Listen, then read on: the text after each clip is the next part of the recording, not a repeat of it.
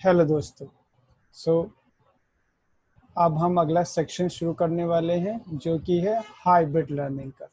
Hybrid learning में हम देखेंगे सबसे पहले semi supervised learning. Semi supervised learning की पहले बुक की डेफिनेशन देखते हैं। बुक डेफिनेशन क्या बोलती है? Book definition says semi supervised learning is supervised learning where the training data contains very few labeled examples and many unlabeled examples। तो semi supervised learning थोड़ा लाइक करता है सुपरवाइज्ड लर्निंग में और बहुत ज़्यादा इसका हिस्सा लाइक करता है अनसुपरवाइज्ड लर्निंग में, क्योंकि अनलेबल्ड डेटा है हमारे पास जो कि एजेंट को या मॉडल को खुद सीखना है, और जो लेबल डेटा है वो बहुत कम है जो कि उसको पता होगा कि ये करने पे मुझे ये आउटपुट मिलेगा। तो इसके अंदर हमें सेमी सुपरवाइज्ड लर्निंग में हमें पहले थोड़ा सा मॉडल को बताना पड़ेगा कि these are the few things जो कि हम आपको मॉडल को बता सकते हैं। उसके बाद जो भी चीज़ें हैं वो मॉडल को खुद डिसाइड करनी है, और जो हमने पहले जो उसको चीज़ें बताई हैं वो भी हो सकता है मॉडल को लगे कि वो बाद में जाके कि सही है थी या नहीं थी।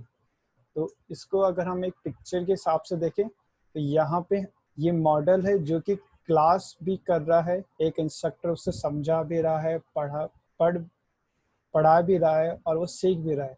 फिर उसके बाद वो अपना होमवर्क भी कर रहा है और खुद से स्टडी भी कर रहा है।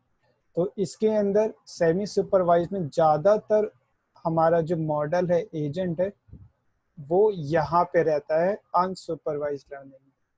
यहाँ पे उसको बहुत ही कम सीखने को मिलेगा, पर यहाँ पर उसको बहुत ज़्यादा सीखने को मिलता है। तो ये ज़्यादातर यूज़ होता है कंप्यूटर विजन में। कंप्यूटर विजन में हमारे पास बहुत सारी फ़ोटोज़ होती हैं, थाउजेंड्स ऑफ फोटोग्राफ्स होती है, पर अगर हमें अपने मॉडल को बताना है कि इन फोटोग्राफ्स में आप पहचानो कि कौन सी फ़ोटोग्राफ एक पर्सन की है, एक मैन की है, और कौन सी फ़ोटोग्राफ एक डॉग की है या कैट की है, तो हम ज़्यादा से ज़्यादा 50 फोटोग्राफ्स या 100 फोटोग्राफ्स में बता देंगे कि ये दिस फोटोग्राफ कंटेन्स या this photograph have a picture of dog और कैट और जो भी हमें सिखाना है मॉडल को। पर थाउजेंड्स ऑफ फोटोग्राफ्स को ऐसे मैन्युअली एजेंट को बताना मुश्किल होता है, जो कि एक रियल लाइफ सिनेरियो है।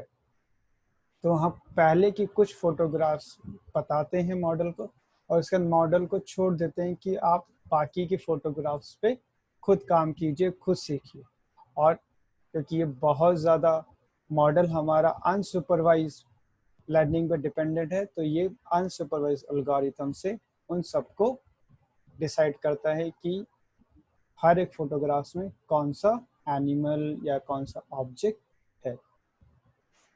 और वैसे ही यूज़ होता है नेचुरल लैंग्वेज प्रोसेसिंग में, NLP, की हमें टेक्स्ट को पकड़ना है कि ये टेक्स्ट हमें क्या बोल रहा है। और स्पीच रिकग्निशन होता है कि हमने कुछ बोला और एजेंट उसको कन्वर्ट करे टेक्स्ट में, स्पीच रिकग्निशन। Thank you.